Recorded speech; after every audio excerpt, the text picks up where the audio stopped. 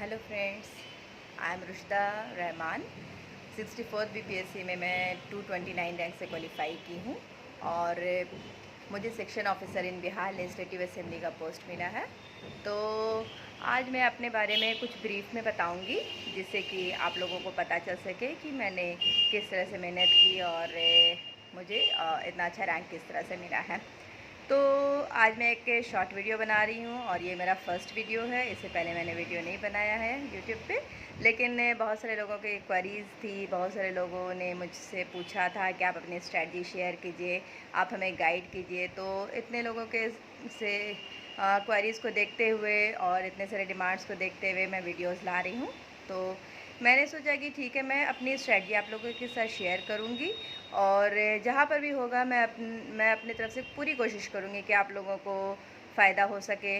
अगर आप लोग मेरी स्ट्रैटेजी से कुछ पिक करना चाहे तो आप पिक करके उससे आप अपना कुछ हेल्प अगर आपका हो जाए तो इससे अच्छी मेरे लिए कोई बात नहीं होगी। तो मैं शुरू करती हूँ। मैं बताती हूँ कि मेरा जो ग्रेजुएशन सब्जेक्ट था, मैंने फार्मेसी किया था, बी फार्मा। दिल्ली से मेरा जामिया हमदर्द से फार्मेसी का कोर्स मैंने किया था, ग्रेजुएशन सब्जेक्ट। इसके बाद मैंने ज्योग्राफी ऑप्शनल इसमें लिया है और मैंने ज्योग्राफी से ही पूरा पेपर दिया है। तो मुझे ऑप्शनल में भी काफ़ी अच्छे मार्क्स मिले हैं और ओवरऑल मेरे अच्छे मार्क्स हैं। इंटरव्यू में, जीएस में, सब चीज़ में मेरे अच्छे मार्क्स हैं। तो मैं शुरू करती हूँ कि अगर जो लोग भी फ्रेशर है और या फिर जो लोग इस चीज़ में प्रिपेयर कर रहे हैं, तो उन्हें कहाँ कहाँ पर ज़रूरत है, किस किस चीज़ पे ध्यान रखना है। तो जो फ्रेशर है उनके लिए भी मैं बताऊँगी। तो इस एग्ज़ाम में 3 चीज़ पे फोकस करना होता है। सबसे पहले तो 3 स्टेज है, prelims, then mains, then interview. तो प्रीलिम्स में हमें ऑब्जेक्टिव क्वेश्चंस होते हैं, 150 क्वेश्चंस आते हैं और मेंस जो होता है वो सब्जेक्टिव होता है। और सब्जेक्टिव में हमारा 3 पेपर होता है, GS1, GS2 और ऑप्शनल। और तीनों पेपर जो है हमारा 300 मार्क्स ईच होता है। फिर इसमें एक क्वालिफाइंग पेपर होता है जो कि हिंदी होता है। तो हिंदी में आपको 33% मार्क्स लाना होता है, बस, उससे ज़्यादा नहीं।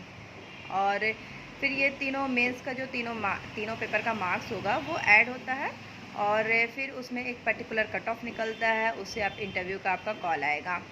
देन इंटरव्यू जो होता है वो 120 मार्क्स का होता है।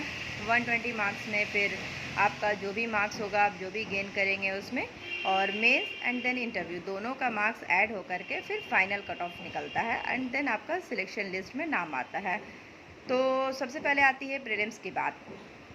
प्रीलिम्स में ये होता है कि 150 क्वेश्चंस जो आते हैं उसमें कोई भी नेगेटिव मार्किंग नहीं होता है। अब 150 क्वेश्चंस जो है वो टोटल जीएस के होते हैं, इसमें ऑप्शनल पेपर का कोई भी रोल नहीं है। ऑप्शनल पेपर आपको मेंस एंड इंटरव्यू में काम आएगा। तो जो जीएस पेपर है, जीएस में आपका सिलेबस होता है, जैसे कि टोटल आपको 6 सब्जेक्ट पढ़ना होगा। First one is history, then geography, then economics, then polity, then current affairs, then science and tech, and then एक एक्स्ट्रा होता है इसमें मैथ्स का भी पेपर। तो ये आई थिंक 6 और 7 सब्जेक्ट हो गए। तो ये 7 सब्जेक्ट्स को आपको अच्छे से पढ़ना होगा। उसके जो भी प्रीवियस ईयर्स में जो भी क्वेश्चंस पूछे गए हैं उस क्वेश्चंस को ध्यान रखना है और उसी से फिर अपना प्रिपेयर करना है।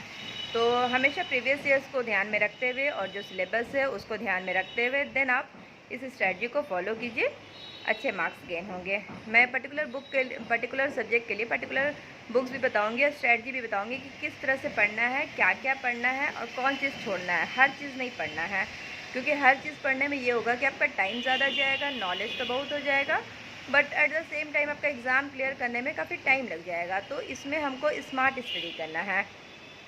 स्मार्ट स्टडी कैसे होगा वो हम बताएंगे आगे चल के। फिर आती है मेंस की बात। तो मेंस में ऑप्शनल पेपर काफ़ी डिसाइडिंग होता है। तो ऑप्शनल पेपर जो भी आप चूज़ कीजिए उसको सोच समझ के चूज़ कीजिए। सबसे पहले तो ऑप्शनल पेपर का आप सिलेबस एक तरफ देखिए, देन एक तरफ आप प्रीवियस ईयर्स क्वेश्चंस देखिए। एटलीस्ट 8 साल का आप क्वेश्चन देखिए और देन सिलेबस देखिए, दोनों को मैच कीजिए और उसके बाद डिसाइड कीजिए कि आपसे कौन सा ऑप्शनल पेपर हैंडल हो जाएगा। देन उसी पेपर को आप अपना ऑप्शनल रखिए। देन फिर आती है बात इंटरव्यू की। तो मेंस क्वालिफाई करने के बाद मेंस अगर आपका अच्छा हुआ है तो इंटरव्यू डिसाइडिंग फैक्टर होता है रैंक के लिए, बट फाइनल सिलेक्शन लिस्ट में आने के लिए मेंस ज़्यादा डिसाइडिंग होता है। तो इंटरव्यू में बस आपको आपकी पर्सनालिटी चेक की जाती है, आपका पर्सनालिटी किस तरह का है, आप अच्छे से वहाँ पे कॉन्फिडेंटली कोई आंसर दे पा रहे हैं या नहीं, आपका कॉन्सेप्ट कैसा है, देन आपका जो भी ऑप्शनल है, ग्रेजुएशन है, वो किस तरह का है, तो उस चीज़ को आपको ध्यान में रखना है। इसके बाद उसमें आता है कि अगर आपको कोई क्वेश्चन का आंसर नहीं भी आ रहा है, अगर वो फैक्चुअल चीज़ है तो उस चीज़ पे ध्यान नहीं देना है, उस चीज़ से मार्क्स नहीं कटेगा, आप बेशक वहाँ पे सॉरी बोल सकते हैं।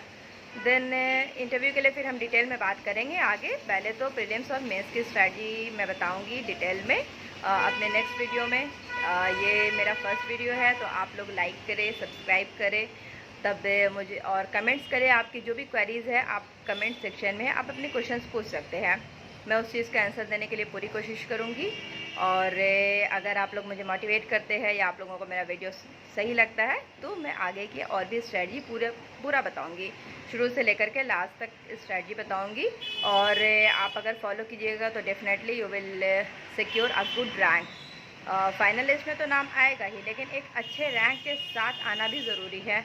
हर पोस्ट ज़रूरी नहीं है कि हर कोई को अच्छा लगे, तो इसके लिए ज़रूरी है कि एक प्रॉपर स्ट्रैटेजी के साथ, एक अच्छे गाइडेंस के साथ अगर आप पढ़ेंगे तो आपका फर्स्ट अटेम्प्ट में क्लियर हो जाएगा।